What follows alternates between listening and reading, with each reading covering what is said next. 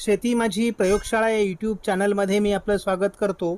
या चॅनलवर आपण नवीन असाल तर या चॅनलला सबस्क्राईब करा. या चॅनलचे नवनवीन व्हिडिओ पाहण्यासाठी बेल आयकॉन नक्की दाबा. आपणास व्हिडिओ आवडल्यास लाईक आणि शेअर अवश्य करा. नमस्कार, मी डॉक्टर मच्छिंद्र बांगर, महाराष्ट्रातील आणि देशातील हवामान परिस्थिती संदर्भात ताजा अंदाज देणार आहे. आपण या ठिकाणी बघतो की WDचा प्रभाव या मार्गे उत्तर भारतामध्ये होतोय. त्याचा मार्गच साधारणपणे या ठिकाणी त्याची उत्पत्ती होऊन या दिशेने जातोय. तर आपण एकीकडे बघतो की इंडोनेशियाच्या दरम्यान चीनच्या समुद्रातून येणारं बाष्प हे काही अंशाने श्रीलंकेकडे सरकतंय. अंदमान निकोबार बेटांकडून श्रीलंकेकडे त्याचा मार्ग आहे आणि त्याचा थोडा परिणाम केरळ तामिळनाडूमध्ये होतोय. त्यामुळे एकूणच हवामान सध्या या पद्धतीने सक्रिय आहे. भारतीय हवामान विभागाने जे इशारे दिलेले आहेत त्यामध्ये संपूर्ण पूर्व भारतातील राज्यांमध्ये धुळीधुक्याचा प्रभाव राहणार आहे. त्याचबरोबर राजस्थान, पंजाब, दिल्ली, उत्तराखंड, हिमाचल प्रदेश, पश्चिम मध्य प्रदेश या भागामध्ये धुक्याचा प्रश्न राहणारच आहे. मात्र सिव्हिअर धुके म्हणजे आपण ज्याला म्हणतो की धुक्याचा अधिक गंभीर प्रभाव हा उत्तर प्रदेश आणि पूर्व मध्य प्रदेशमध्ये होणार आहे.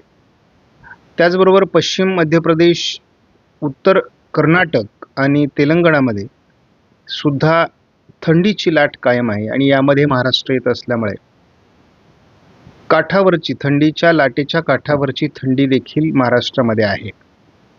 शिवाय ओरिसामध्ये देखील धुक्याचा प्रभाव राहील असं दाखवण्यात आलंय.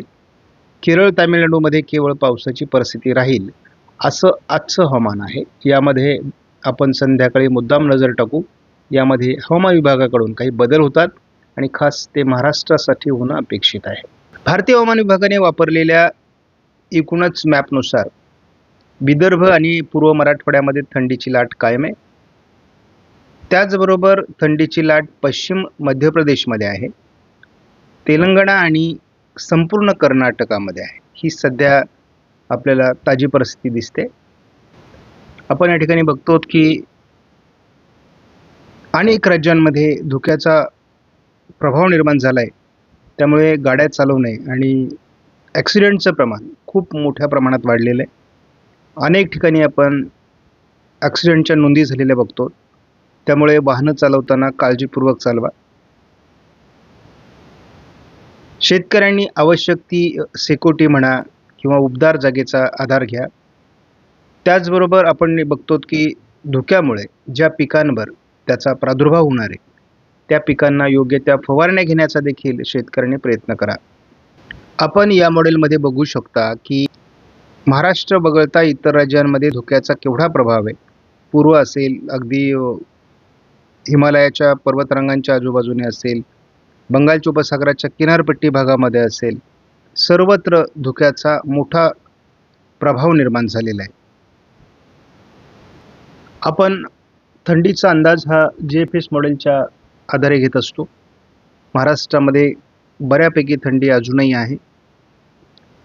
मी त्याला नेहमी म्हणतो की थंडीच्या लाटाच्या काठ्यावरची थंडी आहे.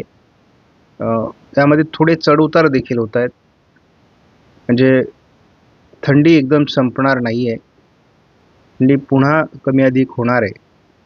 परंतु आपल्याला असं लक्षात येतं आहे की 24, 25 आणि 26ला बऱ्यापैकी थंडी कमी होईल असा एक अंदाज आहे. आपण प्राथमिकदृष्ट्या बघितलं तर तामिळनाडूमध्ये केवळ हलक्या पावसाचा अंदाज आहे. इतरत्र अजून कुठेही पावसाचा अंदाज नाही आहे. अति उत्तरेला जे राज्य आहेत त्या ठिकाणी आपल्याला पावसाचा साधारणतः 21 तारखेला आपण बघतो की पंजाबमध्ये किंवा उत्तराखंडमध्ये, जम्मू काश्मीर, लेह लडाखमध्ये आपल्याला पावसाचा प्रभाव दिसतोय आणि थोडं राजस्थानच्या पश्चिमी किनार भागाला, सीमावर्ती भागामध्ये सुद्धा पावसाचा प्रभाव हलक्या स्वरूपात निर्माण होऊ शकतो असं दाखवलंय WDमुळे. या पलीकडे फारसं पावसाळी वातावरण या मॉडेलने तरी दाखवलेलं नाही आहे. या आठवड्यामध्ये आपण बघतो तर प्रभावी अशा प्रकारचे WD उत्तर भारतामध्ये सरकणार आहे. केरळ आणि तामिळनाडूमध्ये पावसाचं वातावरण राहणार आहे. शिवाय गोव्यापर्यंत ही ढगाळ परिस्थिती अरबी समुद्रातून राहण्याची शक्यता आहे. हा साधारणपणे 23 तारखेपर्यंतचा अंदाज आहे. त्यामुळे केरळ, तामिळनाडू आणि श्रीलंकेमध्ये आपल्याला पाऊस दिसणार आहे. तर उत्तर भारतात जम्मू काश्मीर, लेह लडाखमध्ये पावसाची शक्यता आहे, जी बर्फवृष्टीच्या स्वरूपात असेल. आपण पुढील 15 दिवसाच्या अंदाजासाठी हे मॉडेल वापरतो. धावत्या स्वरूपामध्ये हा अंदाज आपण घेत असतो. आपण बघतो अंदमान निकोबार बेट असेल, श्रीलंका असेल, तामिळनाडू, केरळ असेल, या ठिकाणी पावसाचा प्रभाव निर्माण होतो आहे. त्याचबरोबर आपण उत्तर भारतामध्ये एकापाठी एक आता WD येणार आहेत आणि अतिउत्तरेला बर्फवृष्टी करणार आहेत. या पलीकडे सध्या अंदाजामध्ये विशेष काही बदल दाखवण्यात आलेला नाही. जोपर्यंत हे WD मैदानी भागाकडे सरकत नाहीत तोपर्यंत कोणताही विशेष प्रभाव निर्माण होणार नाही. परंतु आपल्याला या ठिकाणी थोडं ढगाळ वातावरण तयार होताना महाराष्ट्रासहित पश्चिम मध्य प्रदेशमध्ये दिसते. साधारणपणे हे 30-31 तारखेचं वातावरण आहे. आपण या मॉडेलमध्ये देखील बघतो की थोडं पश्चिम मध्य प्रदेश आणि महाराष्ट्राच्या, खास करून उत्तर महाराष्ट्रामध्ये, नाशिकमध्ये 30-31 तारखेला ढगाळ परिस्थितीचा पहिला अंदाज आलेला आहे आणि मॉडेल हे अंदाज दाखवू लागले आहेत. पुढे पुढे आपल्याला कळेल कशा पद्धतीने वातावरण बदलतं आहे. पण डिसेंबरमध्ये मध्य भारतावर पावसाचा अंदाज अजून तरी आलेला नाही आहे. पुढे काही वातावरण बदललं तर आपल्याला त्याच्यावर लक्ष ठेवायचं. परंतु सध्या तरी एक कमी दाबाचं क्षेत्र हे बंगालच्या उपसागरामध्ये दक्षिणेला 30-31 तारखेच्या दरम्यानच तयार होईल असा अंदाज आहे आणि ते साधारणपणे विशाखापट्टणमच्या दिशेने सरकू शकतं असा अंदाज आहे. किती पद्धतीने ते ताकदीवर बनते आणि सध्या कोरडे वातावरण असल्यामुळे भारतीय भूभागावर त्याचा फार प्रभाव पडत नाही. भारतीय भूभागावर केवळ WDचा प्रभाव पडण्याची शक्यता अधिक असते. कमी दाबांचा प्रभाव हा भारतीय भूभागावर फारसा पडत नसतो. यापुढे आपण 22 तारखेपर्यंत 5 दिवसाचा जर एकत्रित अंदाज बघितला तर विशेष पावसाळी वातावरण कुठे नाही आहे. त्यामुळे पावसासाठी फारसा अलर्ट भारतामध्ये नाही आहे. महाराष्ट्रामध्ये थंडीची लाट तशी कमी झालेली आहे, परंतु 15 अंशापासून तर 11 अंशाच्या दरम्यान सध्या थंडीचा प्रभाव आहे.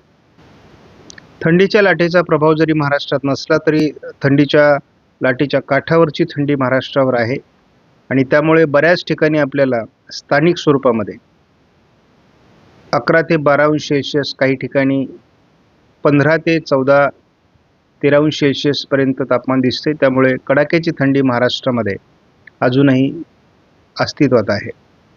आपणास व्हिडिओमधील माहिती महत्त्वपूर्ण वाटल्यास लाईक करा, शेअर करा, चॅनलला सबस्क्राईब करा. धन्यवाद. जय हिंद, जय महाराष्ट्र, जय बळीराजा.